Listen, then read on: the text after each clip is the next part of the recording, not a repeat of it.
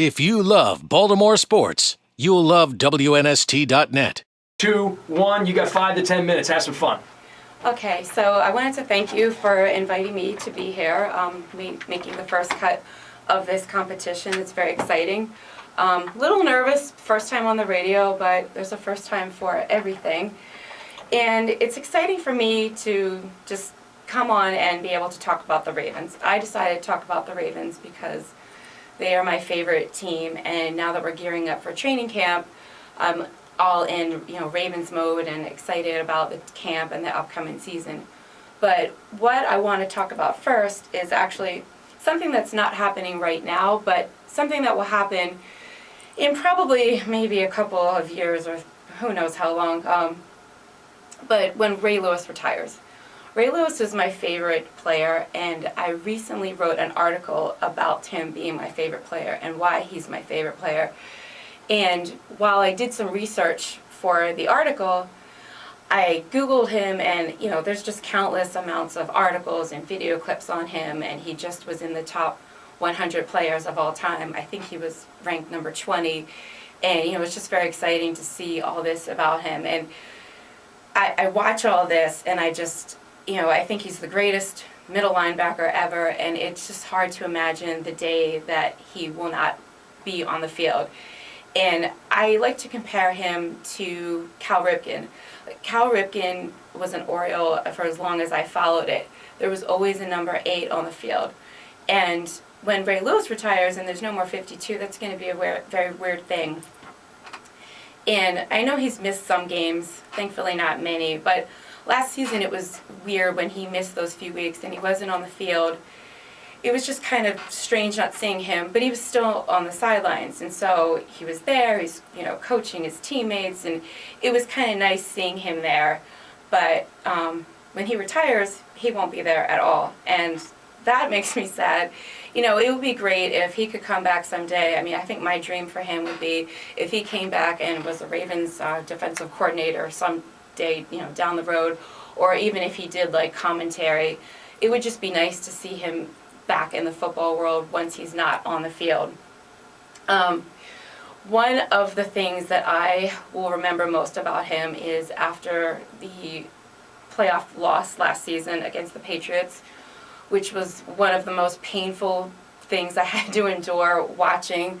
But when the news broke and they showed the video clip of him giving that post-game speech the next day or after the game, it was just, amazing listening to him and how positive he was. I mean, the team, they were just so distraught and, sad and angry about not, getting to the Super Bowl. I mean, they're on the doorstep of the Super Bowl and they, didn't make it. It was a painful way to lose and end the season, but he just had a positive spin on it, and just, he's very religious, so he kind of had that spirituality in his speech, saying that it just wasn't meant for them to be, and I guess it makes them work even harder this season to get there, especially him, knowing that he has limited amount of years left. One thing I do worry about with him is that he is getting up there in age, and he's been playing for so long and in such a physical position that I worry about him getting injured again. And I know he's really tough, and last season he had that turf toe injury, and he probably came back sooner than other players who, we know JL, he, retired because of that injury. But still, I feel like the older he gets, the more prone to injury he is, and knock on wood, hopefully he will be okay this season.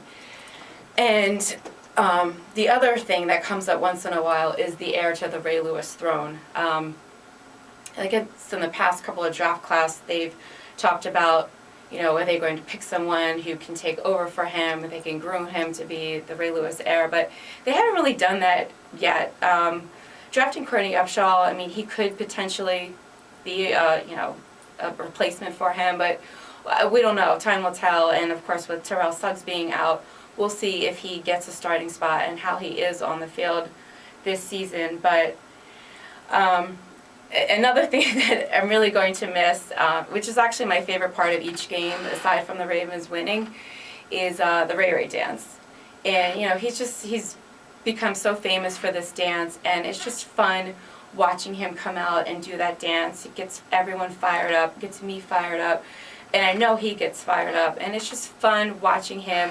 You know, he's the heart and soul of that team, and he's the most awesome player out there to watch, and he's a motivator. He leads the team, and he also off the field gives back a lot to the community.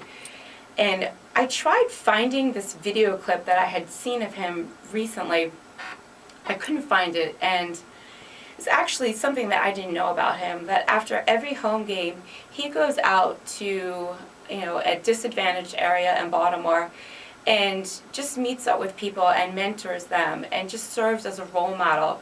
And I just think it's such a great thing that he stays in touch and, you know, he gives back. Like, he's very famous and people look up to him a lot, and he, you know, sometimes he can have a little bit of an attitude. I mean, he's Ray Lewis. He's allowed to have that, but, you know, he does give back. So I like him a lot. I respect him, and I'm going to miss him a lot when he retires, but you know, hopefully there'll be someone in there who's just like him. I know T-Sizzles kind of has that attitude, and he's fun to watch, so we'll see what happens. But hopefully he'll be around longer. We don't know how long it's going to be.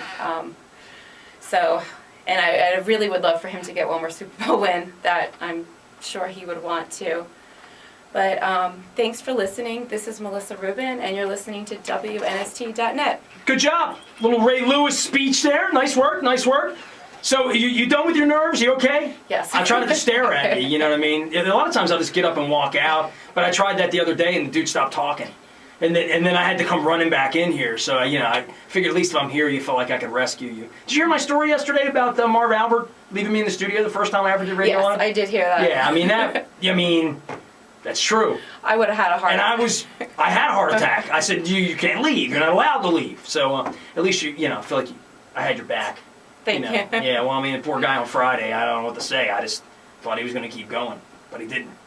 It's radio. We call that dead air. Right. That's against the rules. We're not allowed to have that. Well, it's good to meet you. Our semifinals are a week from tonight at Hooters in Towson. For anybody who wants to come out, it's the 9th of July. Our finals are the night of July 26th, which is my mom's 93rd birthday. We will have beer there in her honor, of course. My mom's turning 93. We got to make that happen. She'll also eat some chicken wings, I'm sure, as well. So good luck to you. Thank you. Not as bad as you thought? No, it actually wasn't. I wasn't mean? No. I wasn't cruel? You were fine. All right, when you leave, I'll say nasty things about you when you get out of here. Good to meet you. Thank you very much. Give Alan McCallum a bet. How do you know Alan, by the way? High school. Oh, you and Alan went to high school. He's a Milford guy. Yes. I put 2 and 3 together. Nice. All right. So they were green, right? Milford Mill? Yes.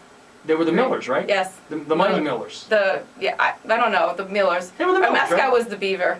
It was a green beaver. No, it was a brown beaver. Brown beaver with a green uniform. I can't remember. It's something. It was a long time ago. It was a long time ago. Yeah, well, so was Dundalk. So I can still sing the alma mater, though. So I did that at the Heritage Fair this weekend. Melissa Rubin, our final contestant today. Jesse Jones, Eric Green, Jeffrey Gilly, Adam McAllister, and Melissa Rubin, all of their work as Baltimore sports media superstars or aspiring superstars at WNST.net in our bar stool. Have a great day. If you love Baltimore sports, you'll love WNST.net.